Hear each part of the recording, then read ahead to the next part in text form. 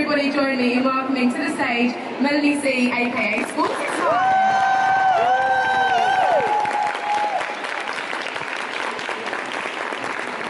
How are you? Hi, I'm good.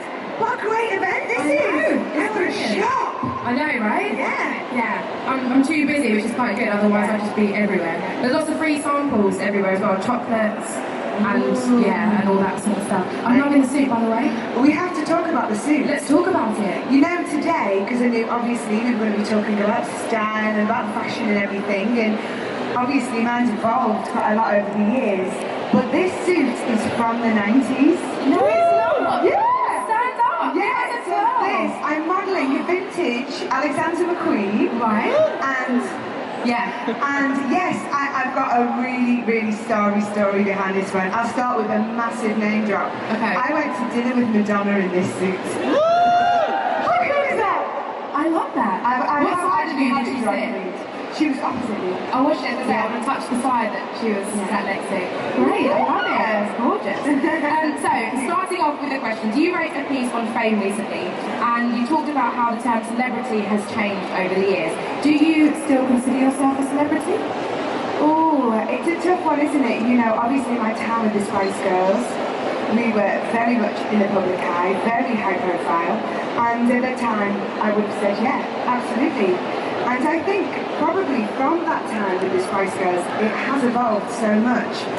There is like so much more media now, there's so much more gossip stuff, you know, so many more magazines, of course we have online, and we have so many more celebrities because we have the whole reality phenomenon, and I think it's kind of got a little bit out of control, and I don't feel comfortable saying, yes, I'm a celebrity, because it feels a bit like a dirty word.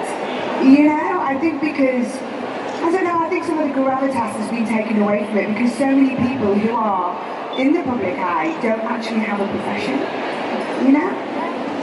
It's a good point, actually. I mean, for you must have worked so hard in the Spice Girls, becoming such a huge group.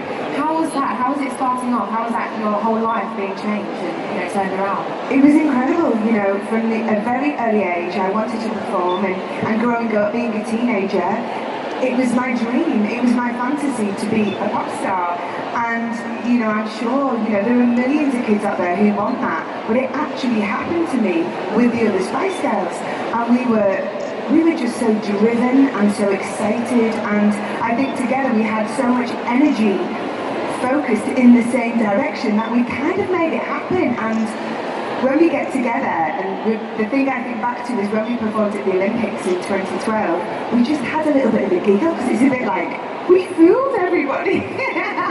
You know, so we're so grateful for our success. We did work very, very hard, but I think so much of that was self-belief, you know?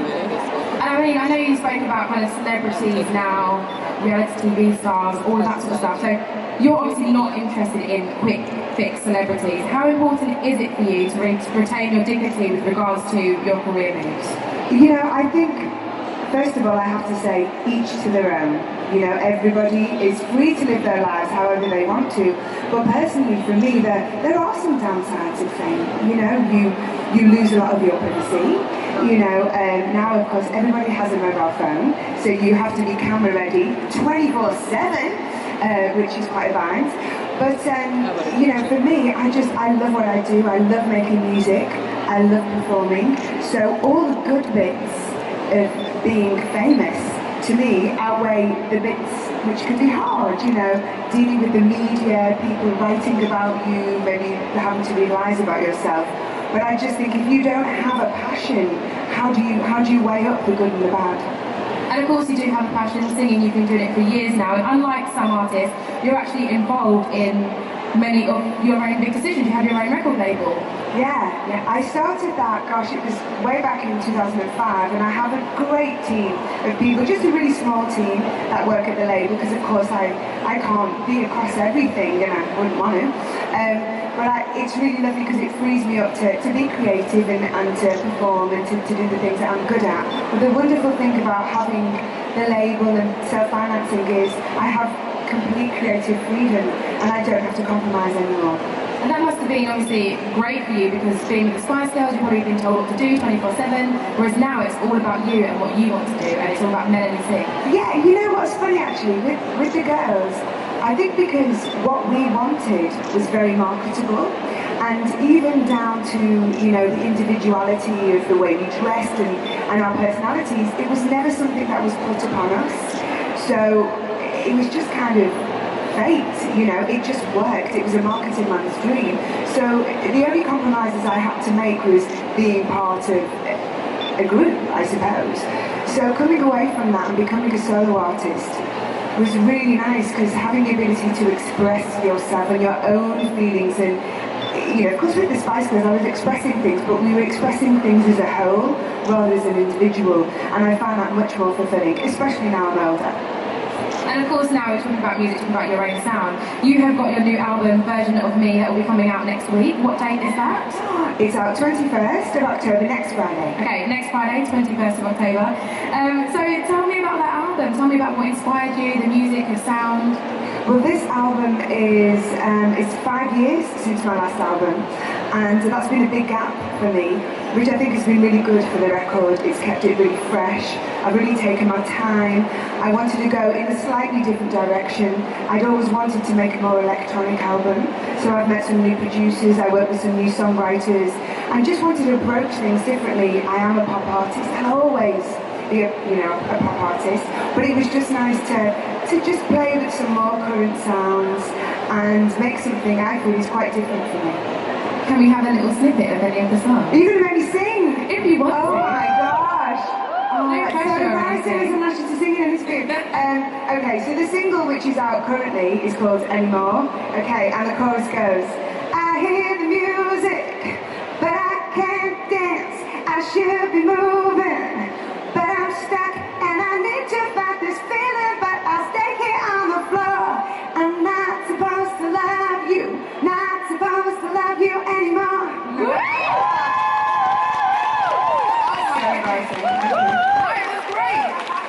Next Friday, I'm going to be thirsty for you to get that. You download that straight away. Okay, that was great. Thank you. I'm really big on the spot there. Sorry, love. Okay, so you wrote a very clear piece explaining why you wouldn't be a part of the Spice Girls reunion. And now that the dust has settled around that, do you feel at peace with your decision?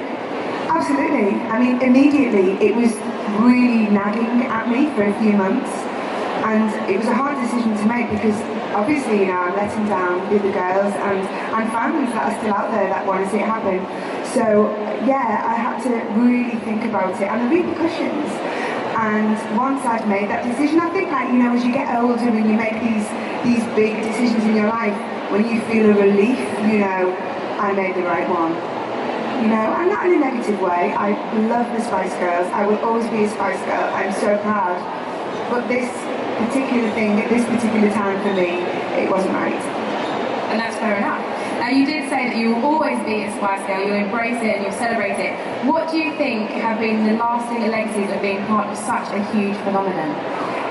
I, myself, and I know the other girls feel the same, we're incredibly proud because a lot of the now young women that were very young fans 20 years ago, we often get approached with people saying how much we affected them, inspired them, and they've gone on, you know, to be brilliant women, you know, some really cool girls who are doing great, they've got great jobs, some of them are mothers, and it's insane, and you know, we don't feel responsible, but we just think if we were a tiny part of helping this girl to grow up and be the incredible woman that she is, that's amazing. So, I mean, you must be quite inspirational to your daughter, Stylist. Just wanted to drop that in again. You must be hugely inspirational to her. Tell me a bit about her. I hope so. You know, she's very proud of Mummy. At the moment, she's 7, so I don't embarrass her yet. We're getting close. Yeah. But yeah, you know, she's very proud that I'm a singer and she loves all of the Spice Girls stuff. And yeah, I just love having a little buddy, and she's really good fun and really good company. And it terrifies me, you know, the world she's growing up in, but you know, we're just going to go through it together. And how do you cope being a full-time mum and having your full-time career? So hard. I think like anyone, you know, I think even before you have children, it's kind of that balance of work, friends, family, and then when you become a mum, you know, all your priorities change, and it just becomes even more difficult. But it is just a case of, you know, it's never perfect. And I've just had a good few years at home, not much travelling. Things are getting a bit crazy with the record, but I just have to look forward and, you know, and make sure I make time for her, and I can't be away from her too much. Has she got any friends? Maybe can you form a little band? She's got some really cool little buddies. Kids are so cool these days.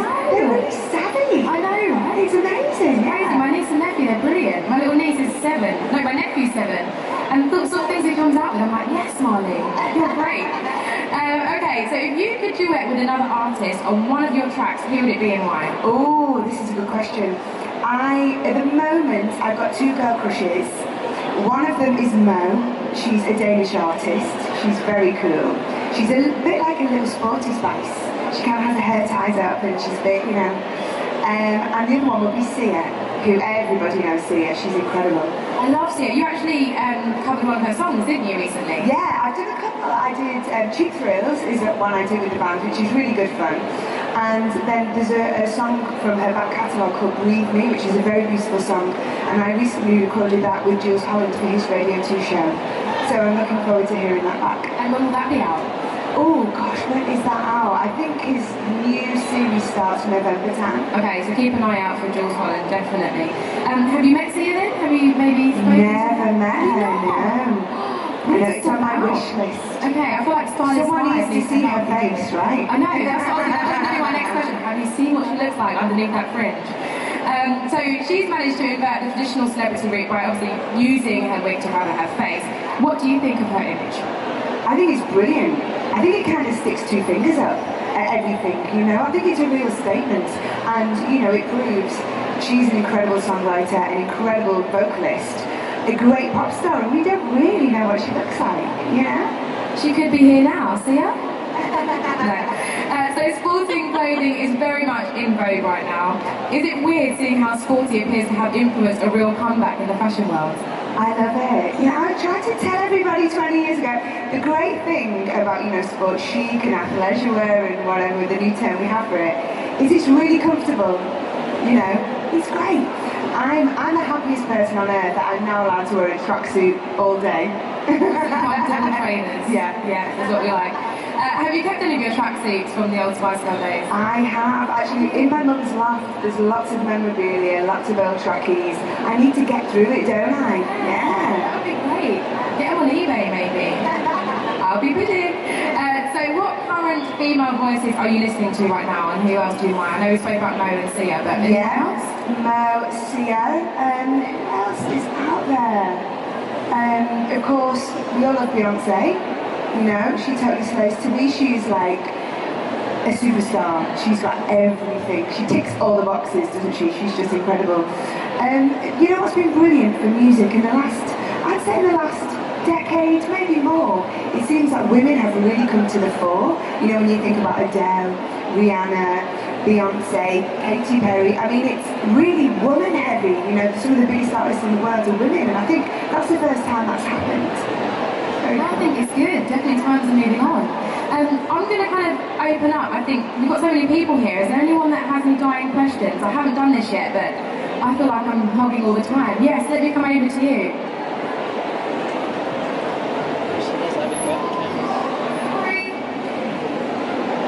So, what's your tip for being confident? Because I don't believe anyone is born with confidence, so nobody is even confident, really. Yeah, you know, I think it's something that comes with age as well, you know, and people often ask me in interviews, you know, what would you say to your younger self?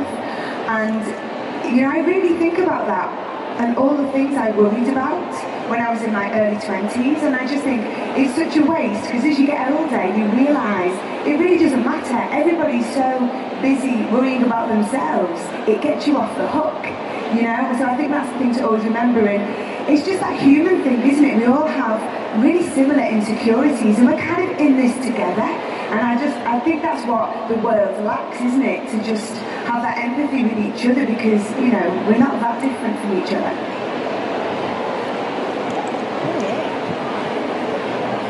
When you write your stuff, do you have a subject that you pick first, or do you go around with melody? It really varies. Sometimes, you know, I'll scribble things down and I never use it, and I always link my emotions with music. So I work with really great musicians and songwriters and producers, and so usually it's the environment that I'm in, and then, you know, once the music kind of takes shape, we get a few chords down, and then a subject matter will come up. So it generally happens that way for me. Yeah. Getting a workout today. Hi, I saw you in Jesus Christ Superstar at the O2 a few years ago. Was it Olympic year? I can't remember. What, 4 years? Yeah. Are you planning to do any more theatre work, and what kind of stuff appeals to you in that area? I love musical theatre. It was something as a kid I grew up doing, and I actually went to Performing Arts College when I was 16. So when I worked in the West End, the first show I did was Blood Brothers, and it was so nice for me. It was petrifying because obviously I'd had lots of experience with the Spice Girls doing big shows, but to go back to theatre, I kind of knew that I had to show them that I deserved to be there, and it was incredible. I was really embraced by the theatre community. It went really well, and that led on to playing Mary Magdalene in Jesus Christ Superstar. I'd love to do more theatre. I don't have any plans at the moment. The focus is all with the record, but beyond that, absolutely. One of the roles I've always loved is, God, I've got the bloody name now, in Cabaret. So Liza Minnette Sally Bells in Cabaret. I think that's a really wonderful role. But there's so many, and there's so many new musicals now as well, so it's a really fun thing to be able to kind of diversify a little bit and to do a bit of theatre as well. I can just do. Hi, I'm going to try and sneak in 2 questions. Right, one is, you said you've got your own production label. Are you working with any new up-and-coming artists? Is that something you're going to do in the future? And also, what are your views on the reality singing, the vocal reality shows? Yeah, what are your views on that? Okay. Well, with my label, when we first started, I was really optimistic, and I was thinking, this is so great, it'd be so lovely to develop new artists. But unfortunately, the music industry has changed quite considerably since the digital age, and it's really hard financially to support myself. So at the moment, I'm not in a position where I could support other people. I'd love that to change in the future, but sadly, not just now. Reality talent shows, we've had them, I mean, they've been around forever, haven't they, like way back in the 70s and stuff. But like kind of the new wave that we've had for the last decade or so, I used to like really feel for the contestants in the early days, because I kind of felt like they didn't know what they were letting themselves in for. But as time's gone on, and you know, we were talking about kids being more savvy, I think young people are more savvy, and I just think, you know how these shows go. You know, there's not that many great successes from them. It can be a great platform and it can take you to a great place, but the longevity is quite minimal, really, when it comes to the winners. So I'm surprised they're still around. I feel like it's time for something new. You know, it feels like we need to maybe just have a bit of a change. Hi Mel, I just wondered, when you were in Spice Girls, who were your role models? That's a good question. Do you know, we never get that question. Well, it's funny, isn't it? When we first got together, it was kind of around the time when Take That were huge. So obviously they were a boy band, but we looked to them for inspiration. Personally, for me, Madonna's always been a huge inspiration from, you know, when I was around teenage years. I think it was just the size of the production and shows that she put on really appealed to me. Eternal were around. That was probably the girl band that we looked at, you know, looked towards those days. But I think if you spoke to any of the Spice Girls, you'd get different answers, because, you know, obviously we were very different personality-wise, the way we dressed, but all our tastes are quite different as well. But that's personally mine. Hello, it's quite a common question that I'd like to ask it of you. What would Melanie see today, say to Sporty Spice, as she was about to start with the Spice Girls? I would say, and I'd say this to any young artist, is to really enjoy it, which sounds a bit ridiculous because of course I enjoyed it, but the kind of success that we had, it quite quickly became really, I don't want to say oppressive, I don't think that's the right word, but it was so chaotic that we were kind of just rushing from one day to the next, and I think it almost becomes like you're in survival mode. You know, you're not really living. You're so exhausted, you're burnt out, you're living on adrenaline. And as a youth, I think, like most people, we didn't think beyond. We didn't think of life beyond. We didn't think it would last forever. We knew it wouldn't, but we didn't even acknowledge those thoughts, you know? So I think it happened so quickly, and it is so short-lived, to just really appreciate it, as tired as you are. Yeah.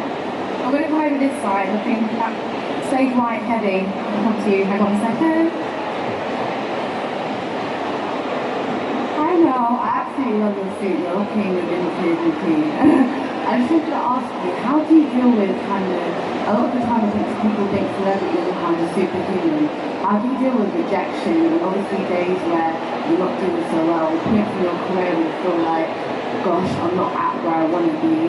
Do you feel pressure of kind of reinventing the same from before? Do you know what I think the trick to having a healthy relationship with fame is to realise that it's all rubbish. You know, it's really unimportant, and you know, I'm not different to anybody else, and we all have times in our life when things are going great, and then we all have times when things are really difficult. And I think it's just, you know, just to remember, you know, a little bit like I was saying earlier, we're kind of all in the same boat, you know. And I think the hard thing about being in the public eye, one of the hard things that never gets easy, it gets easier, but it never gets that easy, is reading people's opinions on yourself, you know, people's opinions of you. And some days it's easy to go, oh, you know, Walter Duck's back. But when you're feeling low and someone tells you your new song's crap or you look shit or whatever, I mean, that can be hard sometimes. But the problem also with modern life is, thanks to social media, everybody criticises each other constantly anyway. You know, it's kind of become cultural. It's okay to say, oh, you know, don't like shoes, don't like your hair. You know, and I think that's a little bit mean. So that's, yeah, a little bit of a taster of how people in the public eye get treated sometimes. I think a lot of people kind of hide behind the internet, don't they? That online presence. People think that it's okay to be horrible to someone because it's not actually them face to face with that person. I think that also stems from kind of the X Factor thing as well, you know, that kind of the judging thing and the panel shows where people are very horrible to each other's faces for entertainment. I think it's kind of, it's seeped into society and into culture, and I think it's quite sad. You too. One more question? Oh, you were quick, yes. Hi Mel. First of all, I think your new CD is amazing. I was there on Tuesday. It's super cool. So please keep recording. You know, it's being worth the wait. Then I'm one of those inspired, like young teenagers, like you made me, you know, see that playing football was cool. And I also got very good at English, you know, just to playing all the songs. And I came here to UK and I got a really good job as a marketing manager, which, you know, is my sort of dream career path. And in my capacity as marketing manager, and because we're the Stylist, I wanted to ask you, I love your new logo. So, like Melanie C, it's very slick, you know, it's very, but sometimes very strong, and it's very minimal, but very fresh. So I just wanted to know, like, if there was any work behind it, like any thinking, or just like, you know, just happened naturally. You know, it's funny because I was working with lots of mood boards and getting lots of inspiration and lots of references for the artwork, for the logo, for videos, for hair, makeup, everything I wanted to do with this campaign. And I kept coming back to simplicity, you know, simplicity, honesty, and you know, I didn't want to be too androgynous. I wanted it to be feminine. I obviously feel like I'm quite, I don't think I'm a tomboy, but I'm quite comfortable to kind of, you know, to be quite masculine, but I wanted an edge of femininity, and I'm hoping, and I think that's encapsulated in the logo. I'm really glad you appreciate that, because yeah, some work did go into it. Brilliant. I love as well that you've learned English through Spice Girls songs. I did, yeah. Brilliant. We hear that a lot. It's brilliant, yeah. I like Rosetta Stone. Rosetta Spice. Unfortunately, everybody, that is all we've got time for today on the stage with Melanie. You've been fabulous. Thank you so much. Thank you. Please all join me in thanking Melanie. Thank you. Great question. So that's it for now, but later on we will be joined by the hugely funny author and stand-up comedian Shafi Sandy, so make sure you're back here for that. In about 10 minutes, we have something else over on the Dyson stage, but until then, that is everything, so please join me one more time in thanking Melanie. Thank you.